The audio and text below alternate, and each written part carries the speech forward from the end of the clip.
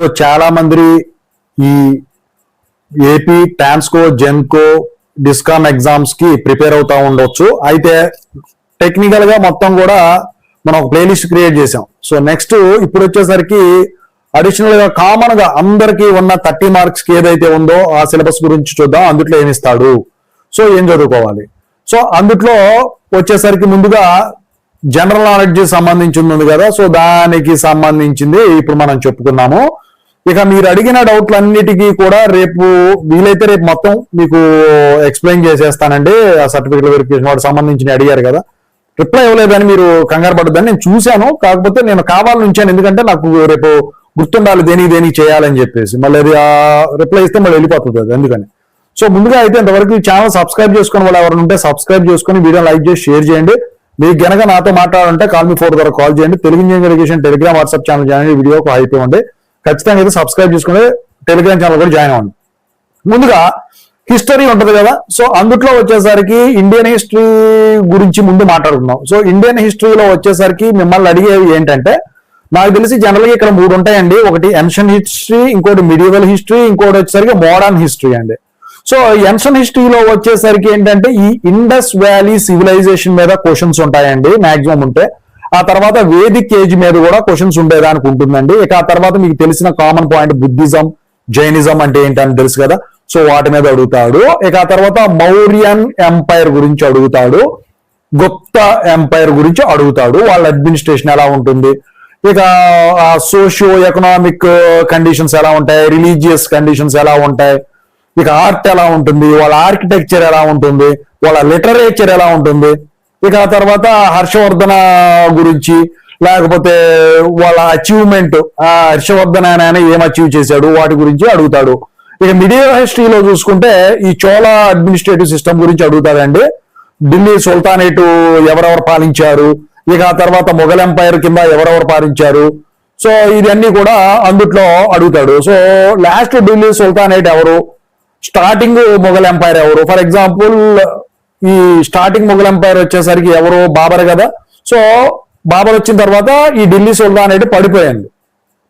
So Ibrahim Lodi అంటారు last. So ఆయన last కాబట్టి అలాంటి క్వశ్చన్స్ ఇస్తాడండి. ఇక ఆ తర్వాత వచ్చేసరికి వాళ్ళ సోషియో ఎకనామిక్ రిలీజియస్ కండిషన్ ఇందాకట్లాగా, ఇక వాళ్ళ ఆర్ట్ ఎలా ఉంటుంది, ఆర్కిటెక్చర్ ఎలా ఉంటుంది, వాళ్ళ లాంగ్వేజ్ ఎలా ఉంటుంది, వాళ్ళ లిటరేచర్ ఎలా ఉంటుంది, భక్తి ఎలా ఉంటుంది వాళ్ళకు. ఇక ఆ తర్వాత ఈ శివాజీ గారి గురించి, మహారాష్ట్ర హీరో వాటి గురించి అడుగుతాడండి. సో ఇక యూరోపియన్స్ ఎప్పుడు వచ్చారు ఏంటని చెప్పేసి దాని గురించి అడుగుతారు. ఇక మోడర్న్ హిస్టరీలో వెరీ వెరీ ఇంపార్టెంట్ సిపాయి తిరుగుబాటు ఉంటుంది కదా, సో ఆ రివోల్ట్ గురించి అడుగుతాడండి. ఇక ఆ తర్వాత ఈ బ్రిటిష్ వాళ్ళు ఇండియాలోకి ఎలా వచ్చారు, సో వాళ్ళకన్నా ముందు ఎవరు వచ్చారు, ఎవరెవరితో ఫైట్ చేశాడు, ఎక్కువ ఎవరితో ఫైట్ చేశాడు. సో జనరల్ గా వచ్చేసరికి నాకు తెలిసి బ్రిటిష్ వాళ్ళు ఎక్కువ శాతం ఫైట్ చేసింది ఈ ఫ్రెంచ్ వాళ్ళతో, ఓకేనా. ఈ పోర్చుగీస్ వాళ్ళు వచ్చినప్పుడు కూడా మీ అందరూ తెలిసిన విషయమేగా, సీ రూట్ కనుక్కుంది ఎవరు ఇండియాకి, వాస్కో డి గామా.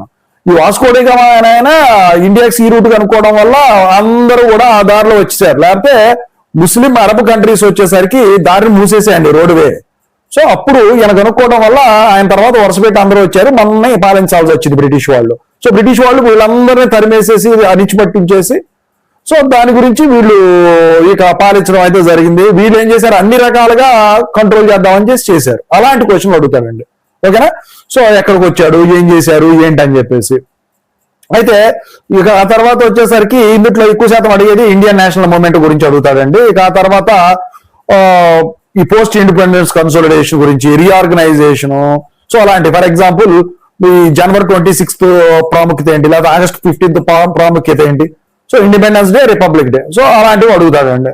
ఇది హిస్టరీకి సంబంధించింది. జియోగ్రఫీకి సంబంధించినది మళ్ళీ 3 ఉంటాయండి. ఒకటి జనరల్ అండ్ ఫిజికల్ జాగ్రఫీ గురించి తెలిసి ఉండాలి, economic geography of India and Andhra Pradesh గురించి కూడా తెలిసి ఉండాలి, అలాగే human geography of India, Andhra Pradesh గురించి కూడా తెలిసి ఉండాలన్నమాట. ఈ జనరల్ అండ్ ఫిజికల్ జాగ్రఫీ గురించి వచ్చేసరికి సోలార్ సిస్టమ్ వాళ్ళ యూజ్ ఏంటి, మనకి ఎన్ని ఓషన్స్ ఉన్నాయి, మనకి ఎన్ని వాటర్ ఫెసిలిటీస్ ఉన్నాయి, ఇలాంటి వాటి గురించి అడుగుతాడు. జనరల్ గా హజార్డ్స్ వేటి వల్ల వస్తాయి మనకి ఎక్కువ శాతం, ఓకేనా. సో అవన్నీ కూడా ఈ డిసాస్టర్ మేనేజ్మెంట్ అని వాటి గురించి చదవాల్సి ఉంటుంది అనమాట. ఇక economic Geography of India and AP అంటే మనకు దొరికే న్యాచురల్ రిసోర్సెస్ ఎక్కువ శాతం ఏంటి, మనం పండించే అగ్రికల్చర్ ఏంటి, వాటి గురించి అడుగుతాడు. అంటే కమ్యూనికేషన్ గురించి, టూరిజం గురించి, ట్రేడ్ గురించి ఎన్ని అడుగుతాడు, టూరిస్ట్ స్పాట్స్ గురించి కూడా అడుగుతాడండి. ఇక human Geography of India and ఏపీలో వచ్చేసరికి ఏంటంటే డెమోగ్రాఫిక్స్, అర్బనైజేషన్ గురించి, మిగ్రేషన్ గురించి, వీటన్నిటి గురించి, లింగ్విస్టిక్ గ్రూప్స్ గురించి, వీటి గురించి అడుగుతాడండి. ఇక ఆ తర్వాత అడిగేది సొసైటీ గురించి, జనరల్ గా ఇండియన్ సొసైటీ గురించి అడుగుతాడండి. అందులో వాటి స్ట్రక్చర్ ఎలా ఉంటుంది, ఈ పెళ్లి చేసుకుంటే అంటే ఇప్పుడు మన వాళ్ళు కొన్ని పెళ్లి చేసుకోవాలంటే కొన్ని రూల్స్ ఫామ్ చేశారు. ఇప్పుడు పెళ్లి చేసుకోకుండా కాపురం చేస్తే దాన్ని ఏమంటారు, అది చేయొచ్చా, పెళ్లి చేసుకొని కాపురం అంటే అందరంగీకరణం చేసుకొని చేయొచ్చా, మనం ఏం చేస్తాం తర్వాత పిల్లలని అంటాం, మళ్ళీ వాళ్ళకి ఏం నేర్పుతాం, రిలీజియస్ ఆస్పెక్ట్స్ నేర్పుతాం, ఇలాంటివన్నీ కూడా దాంట్లో ఉంటాయి అనమాట. మీరు తప్పుగా అనుకోవద్దు, అందులో ఉంది క్యాస్ట్ సిస్టమ్ ఎలా ఉంటుంది మన దగ్గర. సో వాటి గురించి ఆ స్ట్రక్చర్ ఆఫ్ ఇండియన్ సొసైటీ ఉంటుంది. సోషల్ ఇష్యూస్ ఏముంటాయి, సో జనరల్ గా క్రైమ్ అగెనిస్ట్ ఉమెన్, ఇప్పుడు రీసెంట్ గా లేడీస్ గురించి ఒక యాప్ తయారు చేశారు. సడన్ గా వాళ్ళకి ఏదైనా ప్రాబ్లం వస్తే అక్కడ నొక్కితే ఇక్కడికి వెళ్ళిపోద్ది, అలాంటివి అడుగుతారండి. చైల్డ్ లేబర్ గురించి, లేకపోతే ప్రాక్సో కేసు, చిన్నపిల్ల మైనర్ జోలికి వెళ్తే ఏమవుతుంది, వాటి గురించి ఇవన్నీ ఉంటాయి అన్నమాట. Okay, welfare mechanisms, so general గా ఏంటి, కాన్స్టిట్యూషన్ ప్రొవిజన్స్,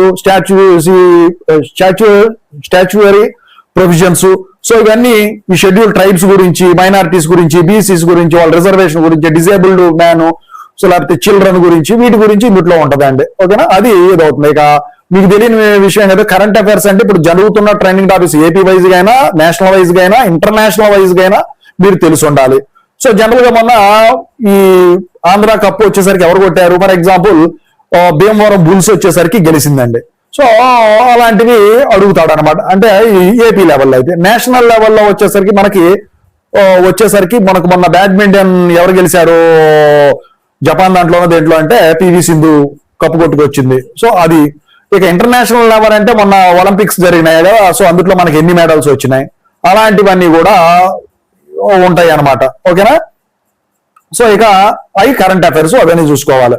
సో ఇక వాటి గురించి అయితే ఇదండి. ఇక ఆ తర్వాత వచ్చేసరికి మీకు అడిగితే social and cultural history of Andhra Pradesh గురించి అడుగుతాడు. అందుట్లో ఏంటంటే మన శాతవాహనుల గురించి అడిగేదానికి ఉంటుంది, లేకపోతే ఆంధ్ర చోళాస్ గురించి అడిగేదానికి ఉంటుంది, చాళుక్యాస్ గురించి అడిగేదానికి ఉంటుంది అనమాట, లేకపోతే 16th సెంచరీలో గురించి అడిగేదానికి ఉంటుందని ఎన్షియంట్. ఓకేనా. ఇక యూరోపియన్స్ వచ్చిన తర్వాత ఎలా ఉంది, తర్వాత ఏమేమి జరిగినాయి ఏంటి, ఫర్ ఎగ్జాంపుల్ ఇప్పుడు సాతి అని, అంటే ఇప్పుడు భర్త చనిపోతే సహగా మనం చేపిస్తారు కదా, సో దాన్ని అబోలిష్ చేసినారు, అంటే రిమూవ్ చేసింది ఎవరు, ఆయన పేరేంటి, సో ఆయన ఏ దేశానికి సంబంధించిన వాడు, సో దాని గురించి మీరు తెలిసి ఉండాలండి. ఓకేనా. జనరల్ గా వచ్చేసరికి అది చేస్తే ఫస్ట్ పోర్చుగీస్ ఆయన, సో ఆయన పేరు ఆల్పెక్ ఏదో ఉంది పేరు, నాకు నోరు తిరిగి సావట్ల. ఓకేనా. సో అలాంటివి, సో అలా ఇంకా చాలా మంది ఉన్నారండి. ఇక ఆ తర్వాత origin and growth of Andhra Pradesh movement, so general గా మన ఆంధ్రప్రదేశ్ స్టేట్ ఎప్పుడు ఫామ్ అయింది, యాక్చువల్ నెంబర్ కావాలి 1953. సో 1953లో 3 ఏళ్ళు మనకి కర్నూలు రాజధానిగా ఉందండి. ఆ తర్వాత హైదరాబాద్ కి షిఫ్ట్ చేయడం అయితే జరిగిందనమాట. ఓకేనా. సో అలాంటివి అన్ని కావాల్సి వస్తుంది. ఇక ఆ తర్వాత వచ్చేసరికి విశాలాంధ్ర మహాసభ, సో వాటి గురించి ఇచ్చేదానికి ఉంది. ఇక ఆ తర్వాత ఇండియన్ కాన్స్టిట్యూషన్ లో వచ్చేసరికి ఈ ఇండియన్ గవర్నమెంట్ ఫంక్షన్స్ ఏంటి, సో లెజిస్లేటివ్, ఎగ్జిక్యూటివ్ అంటే ఏంటి, జ్యుడిషియరీ అంటే ఏంటి, so what are the types of legislatures, so general గా వచ్చేసరికి యూనికామరల్, బైకామరల్ అని చెప్పేసి ఇలా ఉంటాయండి. సో వాటి మీద ఇస్తాడు. ఇక ఆ తర్వాత వచ్చేసరికి ఈ లెజిస్లేటివ్ అండ్ ఎగ్జిక్యూటివ్ పవర్స్ ని ఎలా డిస్ట్రిబ్యూట్ చేశారు, యూనియన్ కి మధ్య స్టేట్ ఉన్నారు. సో జనరల్ గా యూనియన్ టెరిటరీస్ ఉంటాయి తెలుసా, అటు స్టేట్ కింద అటు ఇటు కాకుండా ఉంటాయి. ఫర్ ఎగ్జాంపుల్ ఇప్పుడు మీకు యానం లాంటి, సో ఇలా, సో నాకు తెలిసి చెప్తున్నా అండి, ఏమైనా తప్పులు పోతే మీరు రెక్టిఫై చేసుకోండి. సో ఇలాంటివన్నీ కూడా ఇందులో అడిగేదానికి ఉంటుందండి. వెరీ ఇంపార్టెంట్ ఏంటంటే సెంట్రలైజేషన్ అంటే ఏంటి, డిసెంట్రలైజేషన్ అంటే ఏంటి, రెండింటి మధ్య డిఫరెన్స్ ఏంటి, సో ఇలాంటివి అడుగుతాడు. ఇక ఆ తర్వాత ఏపీ ఎకనామీ, సో ఇప్పుడు మన గ్రోత్ రేట్, ఇండియన్ ఎకానమీ ఏంటి, గ్రోత్ రేట్ ఏంటి, మనకు మొన్న ఏమన్నారు, మన గ్రోత్ రేట్ బాగానే ఉంది, 5.65 ఉంది ఇండియాది. సో అలాగే ఏపీకి కూడా గ్రోత్ రేట్ ఉంటుంది అనమాట ప్రజెంట్ది, అవి వాటి గురించి. ఇక తర్వాత ఏంటంటే వాళ్ళు మన నేబరింగ్ కంట్రీస్ గురించి అడుగుతాడండి. ఆ నేబరింగ్ కంట్రీస్ వచ్చేసరికి ఫర్ ఎగ్జాంపుల్ మయన్మార్ ఒకటి, బంగ్లాదేశ్ ఒకటి, భూటాన్ ఒకటి, శ్రీలంక ఒకటి, పాకిస్తాన్ ఒకటి, ఆఫ్ఘనిస్తాన్ ఒకటి, ఇండియా ఒకటి, నేపాల్ ఒకటి, ఇవన్నీ కూడా మన బోర్డర్ కంట్రీస్. సో వాళ్ళకి మనకి మధ్య ఉన్న రిలేషన్ ఏంటి, రీసెంట్ గా జరిగిన కరెంట్ అఫైర్స్ ఏంటి, వ్యాపార పరంగా అయినా కానివ్వండి, దేని పరంగా అయినా కానివ్వండి, అవి కూడా అడిగేదానికి ఉంటుందండి. ముఖ్యంగా మనం పవర్ డిపార్ట్మెంట్ లో మీరు రాస్తున్నారు కాబట్టి సో పవర్ సెక్టర్ సంబంధించిన కొత్త కొత్త కరెంట్ అఫైర్స్ అడుగుతారండి, ఎక్కడ ఎస్టాబ్లిష్ చేశారు ఏంటనేది, వాటికి సంబంధించిన science and technology. For example ఇప్పుడు వచ్చేసరికి ఈ న్యూక్లియర్ ప్లాంట్ అనేది తమిళనాడులో ఒకటి సక్సెస్ అయింది. మోడీ గారు కూడా నిన్న చెప్పడం జరిగింది, 2047 కల్లా మనకు న్యూక్లియర్ పవర్ కూడా తయారవబోతుంది అని చెప్పేసి. అది దాని గురించి తెలుసుకోండి, ఎన్ని జిగావాట్లు ఏంటి అదంతా కూడా. ఓకేనా? సో ఓవరాల్ గా అయితే ఇదండి. Thank you so much.